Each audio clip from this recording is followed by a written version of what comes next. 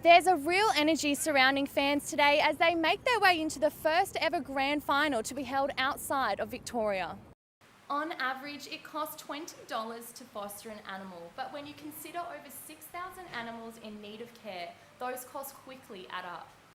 Since taking off a year today, more than 10,000 people have visited iFly, 300 of those under the age of 5. Making his debut today among surfing greats was rugby league legend Ben Hannon, bringing a bit of fun and flair to the competition. Crowds flocked to witness history in the making. A grand final like no other as the Brisbane Lions go head-to-head against the Adelaide Crows. Amazing to be able to actually go and support them and to have the very first grand final outside of Victoria here. It's a testament to Queensland Women's AFL and how much it's grown in the last 10 to 20 years. Well, every week we've done a sign for them for their home games, so these are the big final ones. Moved from the Gabba to fan-friendly Metricon Stadium with an expected 15,000 to pack the stands. Free public transport also on offer, encourage supporters travelling from near and far. We're from Adelaide, I've moved up here, so I'm just coming to participate in a historical event. It's like the history in the making, like there's never been a women's grand final like this before, and I'm really excited to watch the game today. There's a real energy surrounding fans today as they make their way into the first ever grand final to be held outside of Victoria. There seems to be a lot more people, which is great. It's going to obviously get bigger and bigger and bring more people to the game. The results, win or lose, both sides have something to be very proud of. Go the Lions! Sarah Friend, 9 News.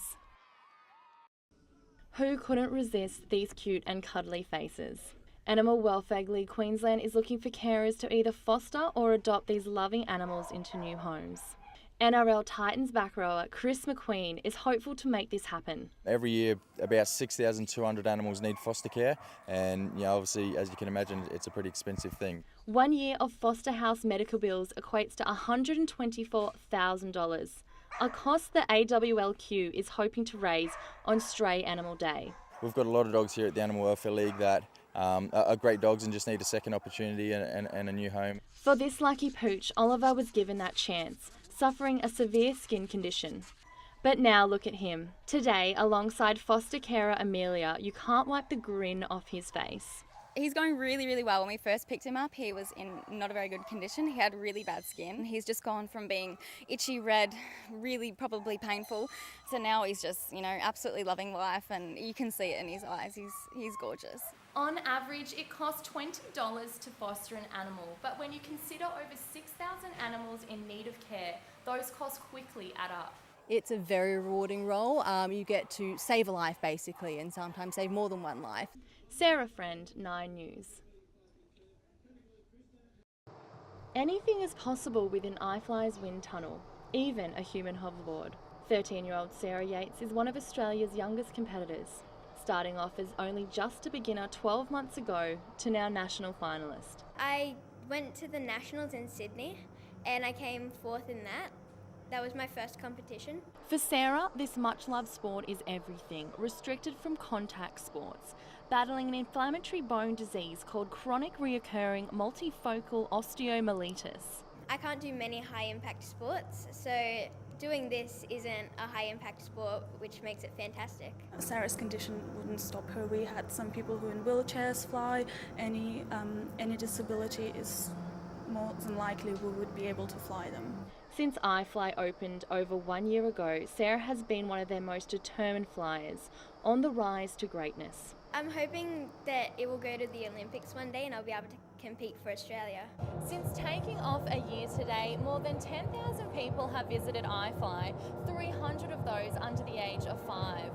Today, Sarah was congratulated on her achievements at iFly's first birthday celebrations. Sarah Friend, 9 News. It was an eventful return back into the World Surf League for local Bede Durbridge, easing back into things after injury, tearing up round 3 of the Burleigh Pro with only moments to score. But it was Burdage's build-up in the last 2 minutes securing him the win. Oh, so lucky. I was super nervous and the clock was ticking down and I thought I was done, but that surfing, you never know when a wave's going to come.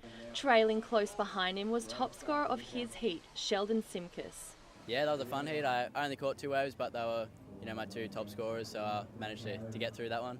Making his debut today among surfing greats was rugby league legend Ben Hannon, bringing a bit of fun and flair to the competition. So I love surfing this beach. Unfortunately, it's Lake Burleigh today and not many waves came through, and I was beating B Durbridge for 15 minutes. I won't complain about that. Thankfully, Swell is expected to lift for the finals tomorrow, with Bede out to prove he's back and ready for the championship tour. Sarah Friend, 9 News.